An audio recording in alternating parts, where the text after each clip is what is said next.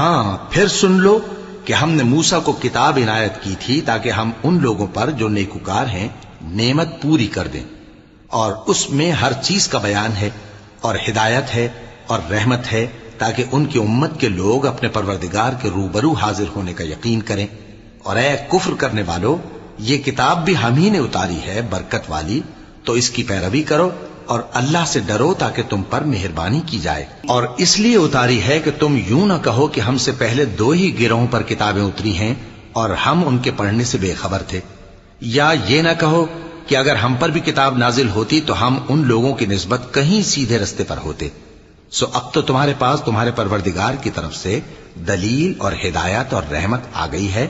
تو اس سے بڑھ کر ظالم کون ہوگا جو اللہ کی آیتوں کی تکذیب کرے اور ان سے لوگوں کو پھیرے۔ جو لوگ ہماری آیتوں سے پھیرتے ہیں، اس پھیرنے کے سبب ہم ان کو